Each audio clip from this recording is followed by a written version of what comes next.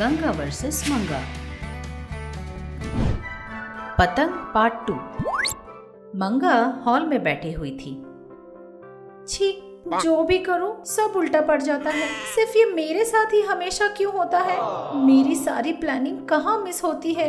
इस तरह बैठकर अपने मन ही मन सोच रही थी कि तभी गंगा वहाँ आकर मंगा को देखती है। लगता है ये मंगा बैठे बैठे बड़े बड़े प्लान बना रही है।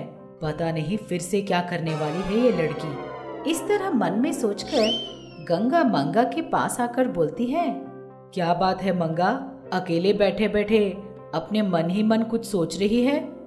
अगर मैं इन्हें अभी बताऊंगी कि मैं क्या सोच रही हूँ तो ये उल्टा मुझे ही डांटेंगी। कुछ और बता देती हूँ। इस तरह अपने मन में सोचते हुए बोली, अरे कुछ नहीं सासू माँ, रात को खाने में क्या बनाऊं यही सोच रही थी। क्या कहा? तू खाने के बारे में कब से सोचने लगी? इसका मतलब क्या है सासू माँ? हाँ कुछ नहीं। इस तरह सोचते हुए वो उसके बगल में आकर बैठ जाती है। उसके बैठते ही मंगा, ये तो हमेशा मुझ पर शक करती रहती है, हमेशा डरती रहती है कि मैं कब क्या करूं। हाँ। इस तरह मन में सोचकर सासू माँ, मैं जरा अपने दोस्त के घर जाकर आती हूँ। ऐसा बोलकर वो घर से बाहर निकल जाती है। घर से बाहर निकलते ही मंगा का फोन बजने लगता है। हाँ, अब कौन है? इस तरह सोचकर वो फोन लेकर देखती है।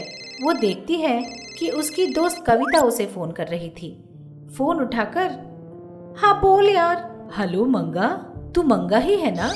हाँ बोल। हेलो, तू मंगा ही बोल रही है ना? हाँ बोल।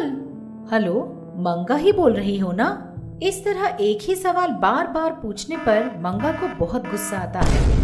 अरे मैंने कितनी बार तुझसे कहा है कि मैं मंगा ही बोल रही हूँ। इस तरह वो बड़े गुस्से से बोलती है।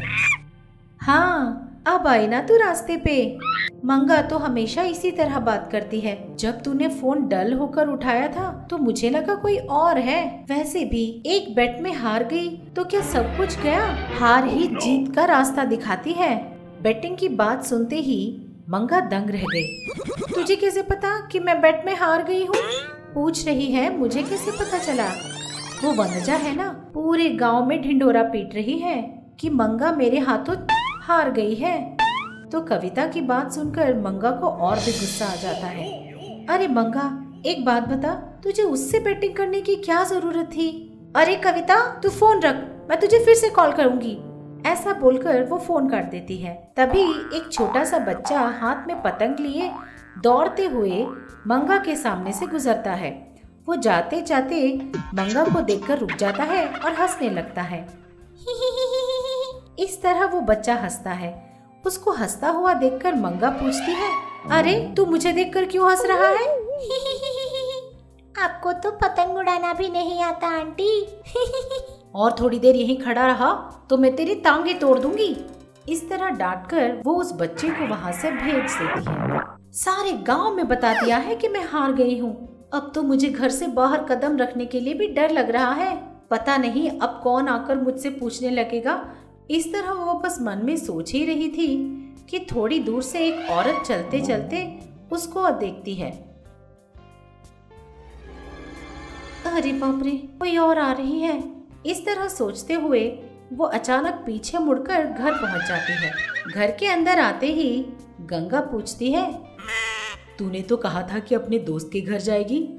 मैं किसी के घर नहीं जाऊंगी, मैं तो घर से बाहर कदम ही नहीं रखूंगी।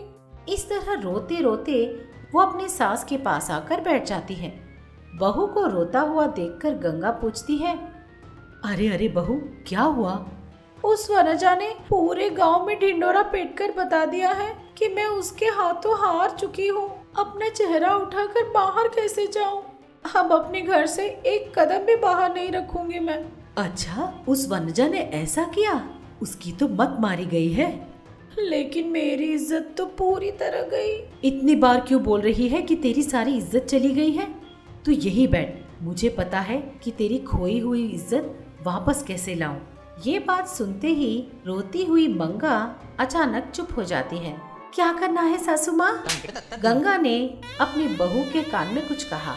सारी बात सुनकर मंगा बोली, हाँ ठीक है सासू माँ, अभी चलते हैं। ऐसा सोचते हुए मंगा सीधे वनजा के घर पहुंची। हॉल में बैठी हुई वनजा मंगा को देखकर बोली, अरे मंगा, मेरे घर कैसे आना हुआ? ओह अच्छा, तू मुझसे माफी मांगने के लिए आई है ना? तो कुछ ज्यादा ही इमेजिन कर रही है। मैं कोई माफी नहीं मांगने आई हूँ। उस दिन तो उस पक्षी के आ जाने की वजह से मेरी रस्सी कट गई थी, वरना मुझे हराना तो तेरे बस की बात है ही नहीं। कोई मूवी देखकर आई है क्या? डायलॉग पे डायलॉग मारे जा रही है।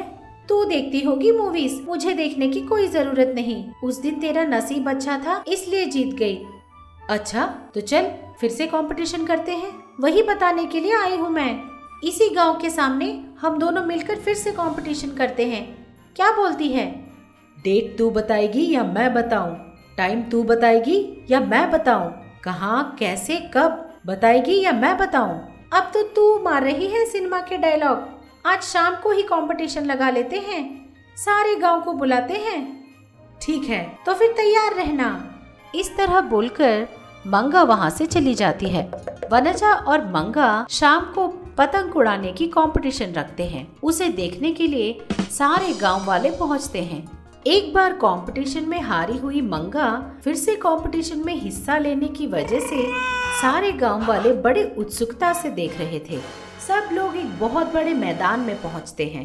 लोगों के तालियों के बीच वनजा और मंगा पतंगों की कंपटीशन शुरू करते हैं। दोनों की पतंगें बड़ी तेजी से हवा में उड़ रही थी और बहुत ऊंची उड़ रही थी। लेकिन देखते ही देखते वनजा का पतंग धीरे धीरे नीचे आने लगता है और मंगा का पतंग और भी ऊंचा उड़ने लगता है। ये देखकर सारे गांव वाले मंगा मंगा कहकर जोर जोर से चिल्लाने लगते हैं। इस तरह आखिरकार मंगा ही कंपटीशन जीत जाती है। हार जाने की वजह से वनजा अपना सर नीचे रखकर खड़ी थी। वनजा के पास आकर मंगा बोली, कंपटीशन में हार जीत तो होती ही रहती है। एक बार कंपटीशन में जीत जाने की वजह से अपने आप को बड़ा और हारने वालों को छोटा बनाकर नहीं बोला जाता। आज अगर तू जीती है तो कल कोई और जीत जाएगा, क्योंकि हार जीत किसी की पर्सनल प्रॉपर्टी नहीं होती। हमेशा मेरी बातों को याद रखना। मंगा की बातें सुनकर वनजा बोली, मुझे माफ कर दे, मेरी जीत मेरी सर चढ़कर बोल रहा था, अब मुझे अकल आ गई है। इस तरह बोलते हुए वो वहाँ से चली गई। उसके जाते ही गंगा आकर बोली, बहुत सही कहा बहू, चल घर चलते हैं। इस तरह सोचते हुए वो उसे लेकर घर पहुँचती है। सारा गांव तालियां बजा रहा था और मंगा उन सब को थैंक यू बोलते हुए चल रही थी। हमें यकीन है कि इस एपिसोड ने भी आपको खूब हंसाया होगा, तो देर किस बात की, बजाओ घंटी और करो सब्सक्राइब। आप गंगा के फैन हो या मंगा के, ये जरूर बताना। ऐसे और मजेदार वीडियोस के लिए देखते रहिए चाचा टीवी।